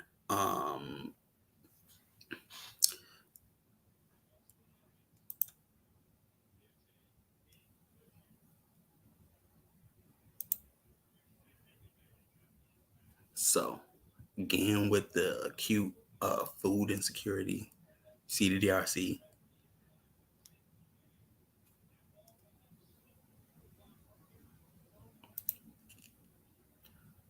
Okay, let's get into this one. Oh, 1 second. I have it, but because I have so many videos, I got to get to it. But basically, I'll sort of give a synopsis before I play the video on what's going on. Now, this summer, right? Wow. This is basically before the death of Queen Elizabeth. It was found out that the remains of Patrice Lumumba were found in Belgium. Okay, now here it is. What happened was that the police officer the Belgian police officer Gerard Soeti, he was there, and what he did was, he was one of the guys that basically chopped up Patrice and dumped his body in acid and basically burned him or whatever, so there'd be nothing left of him. Like the guy was never here. But he took, physical trophies of him. Teeth. It said he also took fingers, and he's later on in his life, before he died, pretty much, he said that he did. And so his daughter also confirmed that and showed a tooth of Patrice. Now there's, like I said, there's supposed to be more than one body part, and if there's more than one body part of him, you got to remember also Patrice also died with two other people, that was with him in his camp. You know what I'm talking about? So there's got to be some physical remains of them too, but ain't nobody saying nothing. So the daughter of the guy, says that, and so Patrice's daughter Juliana writes a letter to the Belgian government, or probably the Belgian prime minister, asking for her father's remains. But and so this summer, like maybe July, June, she was presented with, her and her brothers were presented with Patrice's tooth. Like he took a molar, but like I say, it should be more than one. But got a tooth. And he gave it, ceremony and honors in Belgium with, a wooden casket and things like that. So yeah, but like I say, it's wow. Some people are crying over the, Queen Lizzie. For me, this was a more impactful death or homecoming, just because, as knowing the history, I thought wasn't none of them left. And then you find out, wait, what? They actually got pieces of him. What? Now, it doesn't shock you, the fact that they have pieces of him. What shocks you probably is that, you think, oh, they ain't nothing. They did away with his body, and then they have pieces of him, and then it's not known whether they got all the pieces. You don't know. They just say, oh, it was just two, but then you have some sort of say it was more than just a tooth. It was some fingers. It was more than one tooth. You know what I'm saying? So, but yeah, that's more impactful if you're one of us, if you ask me, instead of crying over, But yeah, but he comes home, and if you see more than one news article or news clip, it's you can tell the emotional the emotionalness of Juliana, man. I mean, it stings, the feels, man, the feels. I just say like that, the feels, because that was her father, and he died when she was a kid, she was alive when he died, you know what I'm saying? So yeah, man. So I'm gonna play this clip right quick.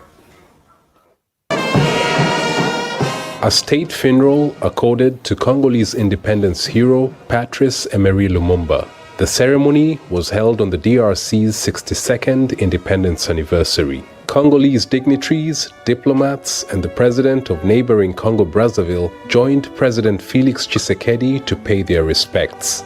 Patrice Emery Lumumba a été un humaniste irréductible.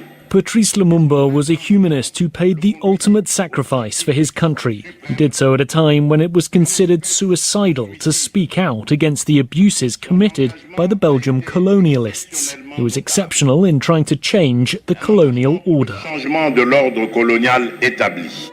Patrice Lumumba became the DRC's first prime minister in 1960, but he was assassinated in 1961 by separatists backed by Belgian mercenaries for his anti-colonial stance. His body was dismembered and dissolved in acid. His tooth is believed to be all that's left. It was recently handed back to his family by the Belgian government. We want the relics of other politicians who were killed with Lumumba to be produced and brought back home. I really doubt whether Lumumba was killed in the manner that we have been told. In 2002, Belgium admitted responsibility for its part in Lumumba's killing. That led some Congolese citizens to call on Belgium to compensate Lumumba's family. For us, what's really important is that the historical truth about our father's death is told. The return of his remains is what we have been demanding, and now he can rest in peace. The return of Lumumba's remains has come after the visit of Belgium's King Philip earlier in June. The king expressed his deepest regrets for the colonial-era abuses committed by his ancestors. The burial of the relic of Patrice Lumumba marks the end of 3 days of national mourning. It's a very significant event for millions of Congolese who believe that the soul of their independence hero will now rest in peace in his homeland. Chris Sochamringa, SAB. Okay, now. So yeah, that's that. As you can see, Belgians came, if I didn't say it, I'm saying now, Belgium has a constitutional monarchy still, so still got a king, what I'm saying? And like I said, his brother said, basically King Leopold didn't do all that is said because he was not there, But yes, they do have a king. His name is King Philip, and said he still refused to apologize for, Belgian crimes, that happened in the Congo. So, but yeah, man. I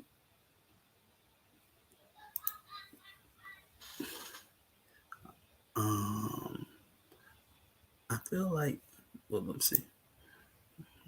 My story is similar to Lumumba, but the difference is that Kagame had a military power to back his stance, thus him being still here and alive.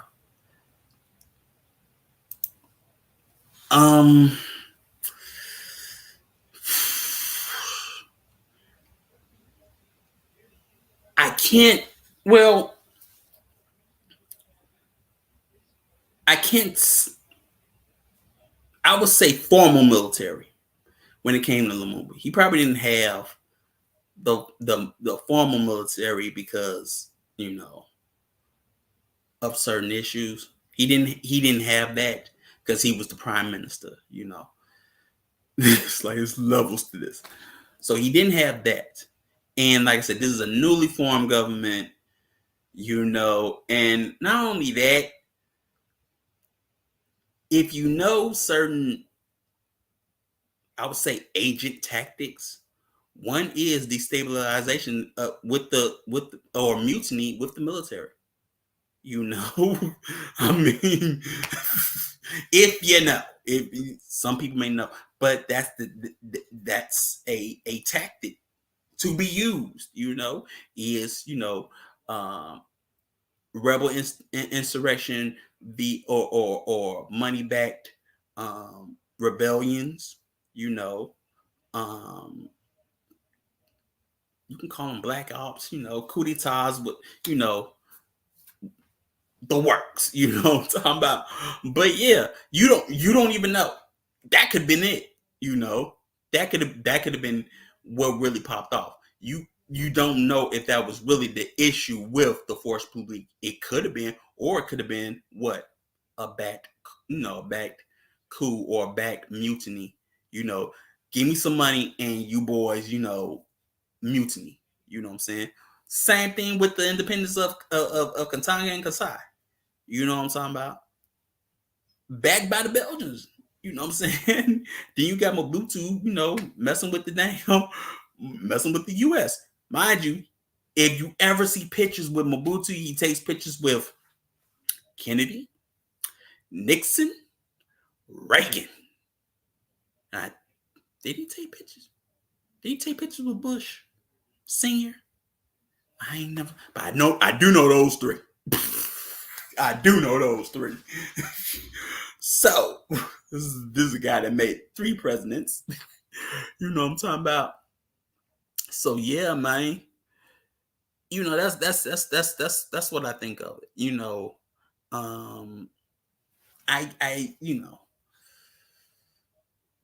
But when it comes to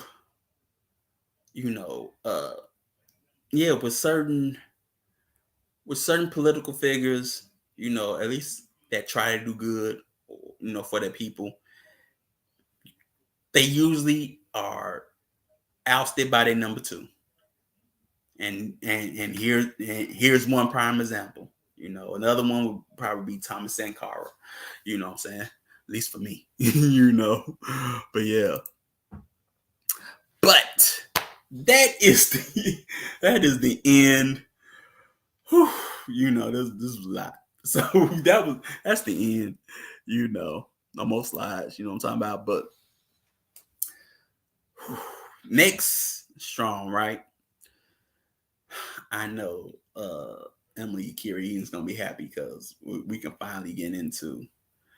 We're gonna get into a long series with the Code of Hammurabi, right? That's what we're gonna get into next strong and the strongs after that. We're gonna get into that, and we're gonna have fun with it. About he did with Bush too. Yeah, see. Bam, So that tells you everything you need to know, pretty much. But yeah, man, that's what we're gonna get into. Code Hammurabi, So that's get ready for it. As Emma was saying, I'm excited. She always tell me how excited she is, and you can see that that smile she got. That big smile. What. I want to say that big shit. That big sugar gave her smile. Sister.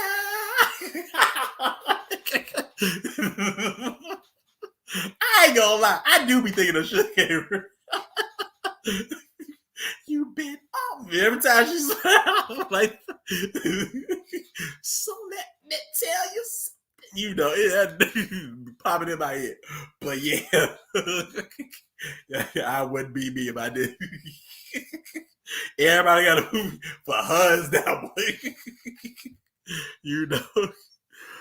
But yeah, man. So give thanks to everybody. And that's what we're doing next strong. I'm talking about you got Shema new, tomorrow. And then, we check out she's recent podcast. And just in case I didn't say it. Oh, and the sisters came out.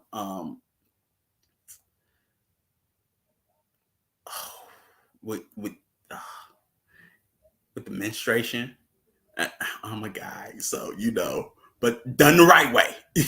You know, the importance of that. If you haven't checked it out, check that out, man. And then we got, you know, midday affirmative. You know what I'm talking about? Give that, maybe I can shot MR link. But yeah, man, that's what we on. So give thanks everybody, and I will see y'all next strong. You know, so peace. For sure. All right, know what I'm talking about?